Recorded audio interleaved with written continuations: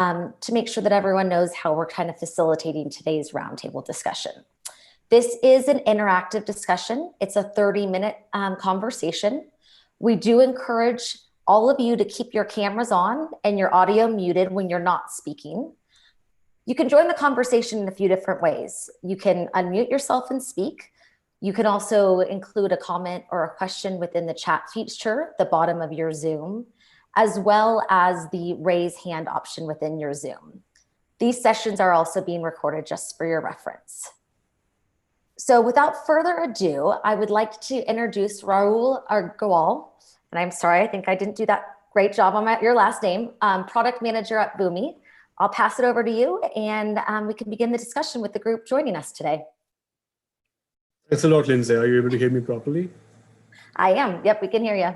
And I don't think you butchered my name. You're kind. Thank you. Hey, everyone. Thank you for joining. Good evening, good afternoon. I'm not sure which part of the world you are joining, but it's going to be a concise session. We have 28 minutes. They told me there's a hard stop in 27 minutes now. So I will, so I have content planned with you. We'll talk about how to achieve product-led growth. I will have some islands of questions in between where I'll stop for if you have any burning question, and I'll also try to leave a few minutes at the end for questions and answers. But great to have you here. I always like small groups such as these where we can interact and learn from each other. So as Lindsay mentioned, I am the product manager at Boomi, which is a part of the Dell Technologies portfolio, and it's a cloud computing platform as a service company.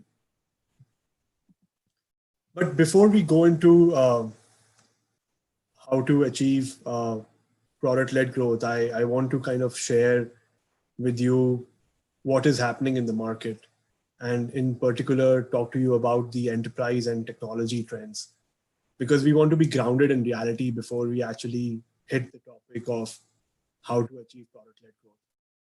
And I'm also assuming that we have a good diverse group of people here in the roundtable today with top questions such as how to spark innovation, how to define and plan your go-to-market, and how to even plan for growth. And I will be, in the minutes allocated to me, I'll be trying to answer those questions specifically in the later part of the session where we'll deep dive into how to achieve product-led growth.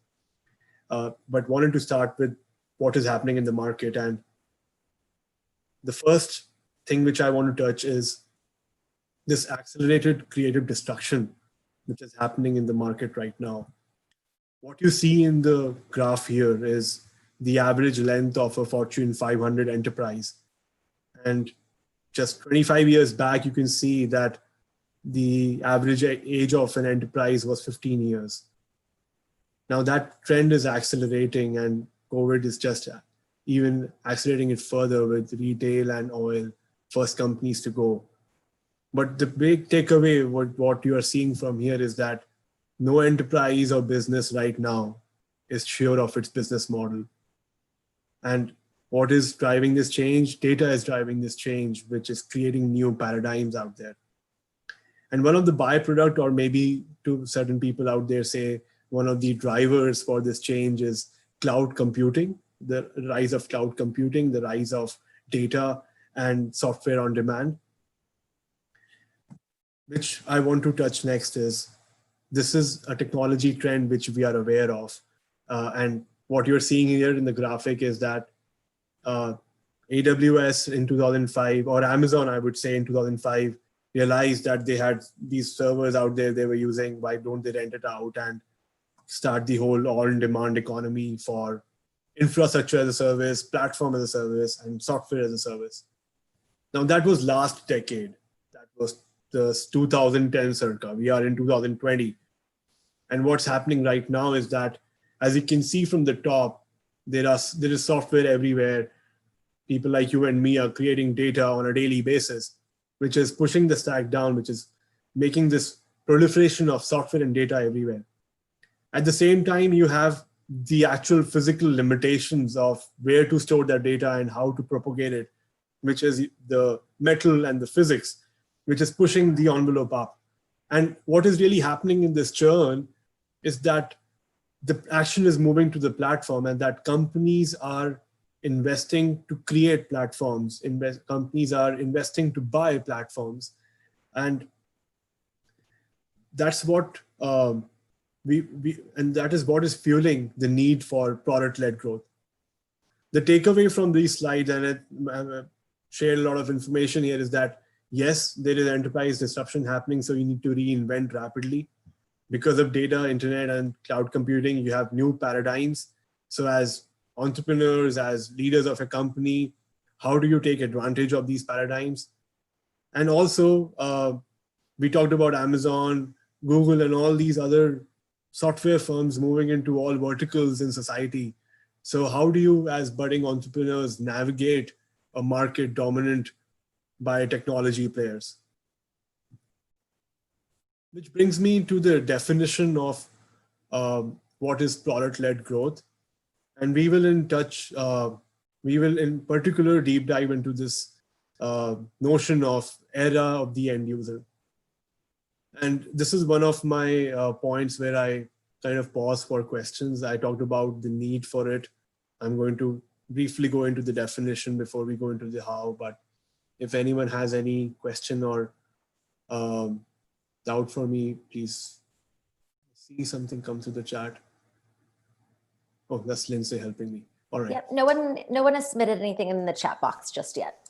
Sure. So let's move on. So let's talk about what do I mean by era of the end user. And so one important notion to take care or to understand here is that sales is now an expansion play, or it is fast becoming an expansion play, and that users like you and me are finding products on their own and not with the help of sales. And I'm going to give you a kind of this whole presentation is wrapped around the enterprise software as a use case, but I believe it is applicable to other products and other industries as well. So for example, you have these three product lines, which a leading software company out there, Microsoft, is using to penetrate into the cloud computing market. Microsoft is one of those rare firms who have stood the test of time over decades and still in the Fortune, I would say top 10, because they have been reinventing rapidly. But it's safe to say that a company like Microsoft has their channels in play, and how customers are adopting these products is that salespeople are going saying that, hey, you already own the Windows Server, why don't you use the Microsoft Teams? Or you already have Microsoft Teams, why don't you use Azure Active Directory? But a company which is inventing that rapidly is itself getting disrupted by products which users love and they propagate. So for example, we at Boomi, we use Slack, we use Linux, and we use Okta. And I'm here to kind of propagate these products because we found them on our own and we like using them and we propagate that in our community. And that's the tenet or the crux of what product-led growth means. To even kind of drive this point through, I want to take a few seconds pause and help you kind of go through the definition, because the next 15 minutes or so, we will just deep dive into how to achieve product-led growth. And the most important part of product-led growth is that usage and adoption matter the most. And that the primary factors of what you say growth are customer acquisition, retention, and expansion. This is a definition which many players in the market are working with. So this is an example of what we at Boomi work with and what OpenView, an up-and-coming venture capital firm in San Francisco. So it's kind of a mismatch. It's a mixture of both definitions of what product-led growth means. So in the last, I think, 8-9 minutes, we talked about the why, like why should you even be thinking about product-led growth?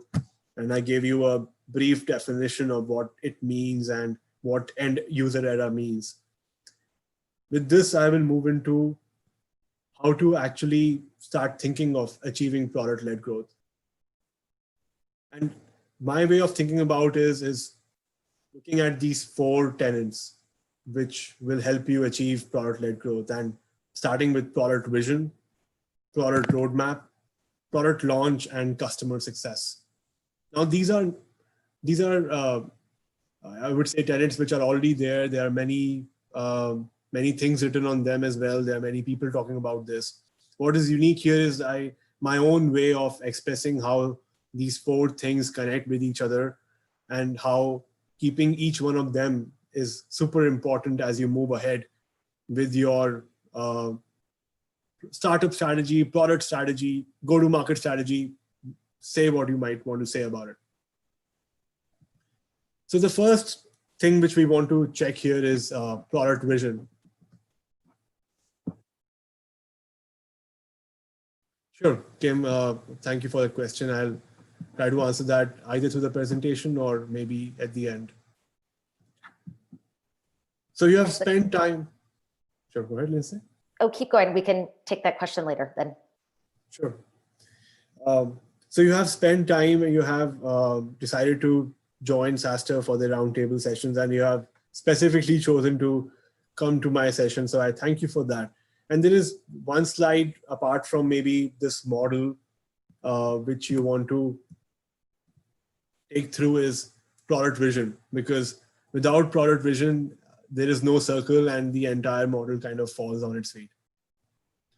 So the one thing which you want to take away from this presentation are these 3 points. Is that first is, as a founder, as a product manager, as a product leader, as a marketing leader, you need to hire yourself first. In a market which is dominant of players out there with competition, you need to first find your own core competencies, your own passion, your own expertise, and your own knowledge, which is unique to you. Then and only then can you really form that fundamental thesis of your own product, which will drive development. Second is business alignment. Is after you have formed that thesis, after you have found that core competency, whether it lies within your product or your company, is then it's the time to start thinking about your investors, your market, your team, and your consumers. And this is a time when you use that thesis to figure out what you're going to build, what you're going to buy, and what you're going to borrow. Because when you're actually building stuff, it's too late to kind of figure out, oh, I should have really borrowed that stuff and not built it myself. As a startup, the definition of a startup is that you have less resources. And so you really not need to be doing such mistakes like that. So after you have hired yourself, built a thesis, done the sanity on the market and the investors, the third thing you do is keep that learning mindset going on and keep pushing the boundary of what you have set for yourself, and what you have and what collation you have done by talking to your investors and consumers. So the picture you're seeing on the right is Voyager 2. It is right now outside the solar system, sending data to scientists on a daily basis. And I think that's what the spirit of this slide is that you don't build your thesis and put it in a folder and look at it after a year. You keep building it and you keep discovering new things. After you have a good hold on the product vision and what you want to do, then comes the part around product roadmap. So you know what you want to do, but now it's time for executing, it's time for delivering. And the first and most important point here is make sure that you're building for humans. What do I mean by that? It's easy to build features, it's easy to copy features. And remember the why we went around product-led growth, that whatever you build can be easily copied. So if you focus your development on humans, you focus your development on user personas and their pain points. At a very early stage in your product development, you focus on UX design and make sure that you don't build a feature factory. I think that's the first step for you to actually achieve product-led growth. The second tenet to product roadmap is adopt platform thinking. A very easy way to think about platform thinking is short-term versus long-term. And how I think about short-term versus long-term is this principle of least common denominator. You need to be building something which is essential to the problem of your users. And the more essential the feature or product that you build, the more long-term it can be used. And that's how you're actually moving towards a platform level thinking and not a product level thinking. How this helps you is that with vision, with the right platform thinking, you are able to build the right weapon of choice. Now, in the example of David versus Goliath, David was able to win with a slingshot. So there was a weapon of choice he used. Your product vision will help you not go in a gunfight with a sword. But once you have done that in your product vision, defining what weapon you want to actually create is all about thinking about the platform long-term, the lowest common denominator. So you have prioritized personas, you have prioritized platform thinking. The next step here is to prioritize effectively. And there are many paradigms out there. There are many ways people think about prioritization, but there are two things which I regularly use in my own day-to-day business is old versus new. That is retention versus growth. Because you will always be in this dichotomy of whether to build products for your own users or for your new users. And I always say that you have to strike a balance, that you can't forget your old customers while building only for the new. And the second way you could think about prioritizing effectively is effort versus impact. So make sure that you're not, if you define something which is highly impactful for your customers and if it blocks your roadmap for a year, maybe then it's not the right use of your time and of your team's time. The last two, so we talked about vision, we talked about roadmap in the last 6 minutes or so before we move on to questions. We want to talk about product launch. And the first thing we want to think about there is go-to-market planning. And go-to-market planning is all about the right messaging and the positioning. So you have to find a spectrum of product market fit. So there would be certain things which only one user likes, and there would be certain things which most of the users like. Well, you can't really commit yourself to either one of them.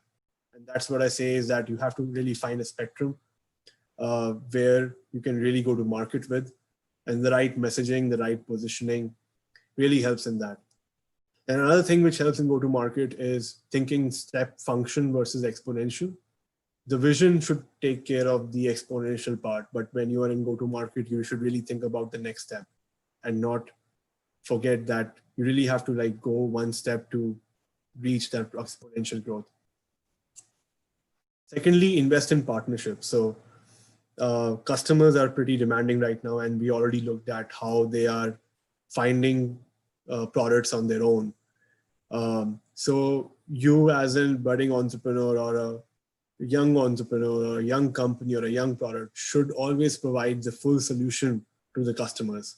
And that's why partnerships are important. You build what you think you are the best for, but you also give a path to the customer to how they can find other solutions or platforms out there to complete their customer journey. And you're not leaving it out for your competitor to solve that problem for them.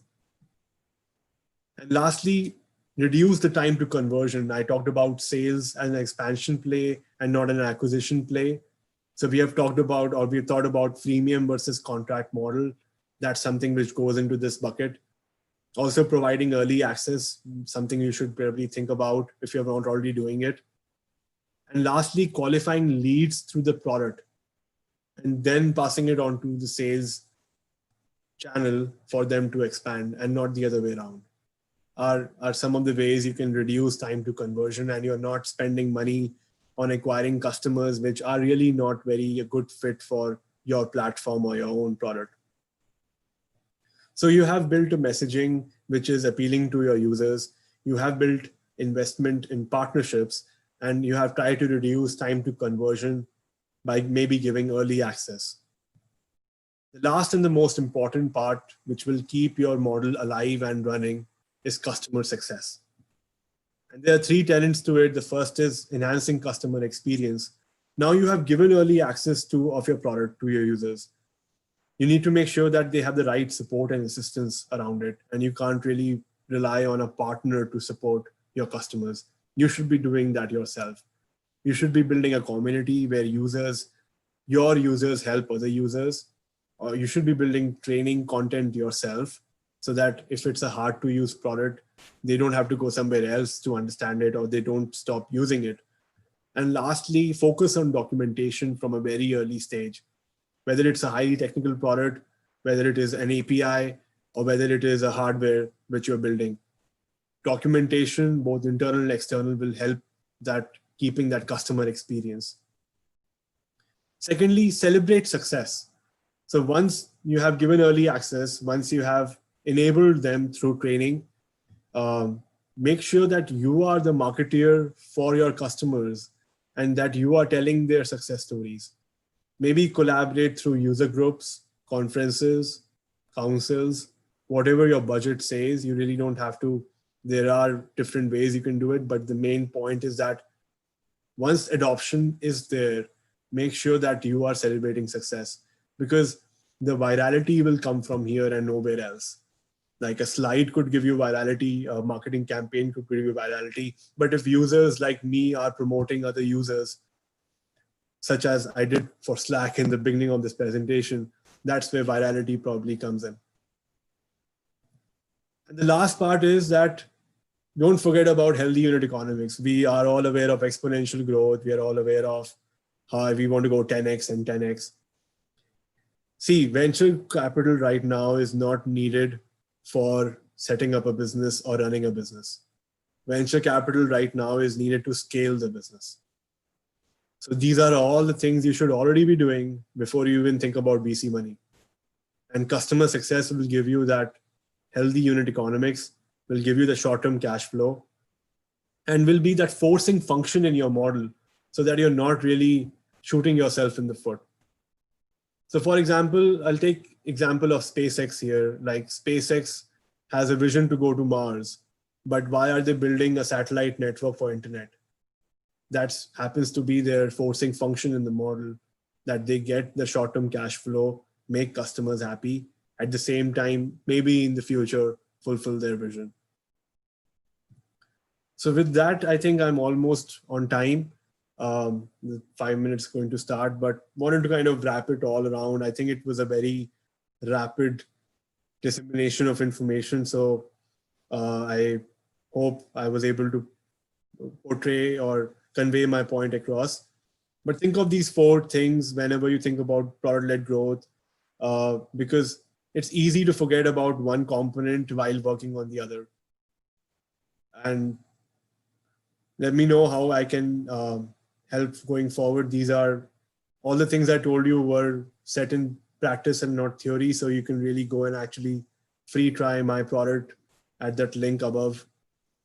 You can even reach out to me personally if you have any questions. And lastly, I want to thank the Dell for Entrepreneur program for enabling sessions such as these. So that's what I had for today. I thank again Saster and Lindsay for setting this up. And let me know if you have questions. Please unmute yourself and let me kind of see if Kim, your question is answered, or do you have follow-up questions on that, or anything else you want me to kind of get into right now?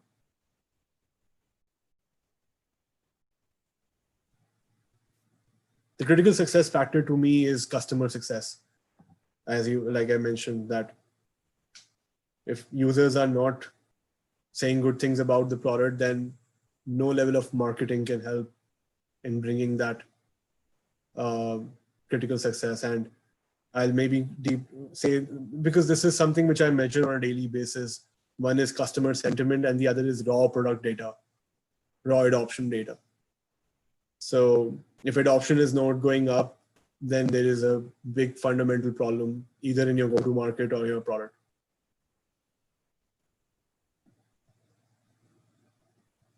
We have another question that's come in. James, what if your admin user gives you a 35 NPS, but regular users give you under 30? Which number is right? When you say admin users, can you give me more context? Like, what do you mean by admin users? They're power users, all right. I am a fan of power users. I think I'm a little biased towards that. They make the purchase because, see, at the end of the day, there are 2 points here which you need to take care of is, remember what I told at the roadmap slide, that what you should be building is for your old versus new customers, that how do you want to be prioritizing your roadmap. So the few old users you should be prioritizing your roadmap are the power users. So I would say that the admin users NPS is right. And I would either change my go-to-market to make sure that I'm getting more of those admin users on the platform, or I separate my budget to deep dive into that -30, but I don't mix the two. Thank you, man. Thanks, Rahul. Are better and not ask the NPS score from regular users. Well, NPS is a tool. You can ask that with anyone. It's up to you what you want to do with that number. So to Kim's question, it could be like if your admin users are really happy, they would be asking other admin users to use your product. Okay. Great. So NPS is just a temperature check, but if the problem is there, then you'll really get to know it from some other venue, I would say. But I really like that question. That's why I like roundtables, because this makes me think about my go-to-market as well. Well, and like, do you ask the admins for the reviews on third-party sites versus the regular users, right? If you have, it seems like there's 2 types of users on one's product. So it depends on, I think roadmap is super important in making sure how do you define this. So if in your planning phase, you have defined that the primary persona of your product is X user, then I would just focus on that X user. And given that if you are already building a platform by definition has multiple users. So you will always have this problem where there will be some users not happy with your platform totally and some users very happy. So there are like a nuanced data you're getting from here is that you're building a platform that there are more than one set of users, which is a good thing. But then how do you prioritize is focusing on the power users and then thinking how you can refine your go-to-market to either bring more power users or find an adjacent market. I hope that was helpful. It is. Thank you. Sure. But happy to reach out to me. I do this because I'm passionate about it. I like to interact with people such as you and learn myself as well. So if I'm not able to answer your questions, if you have follow-up questions for me, just let me know. I think, again, thank you for your time. I believe we are on time, Lindsay, and we're right on time. All right. We're right on time. Thank you again for leading this conversation today, Rahul, and thank you for all of you for joining today. Have a good afternoon, evening, everyone. Thank you, everyone. Bye-bye.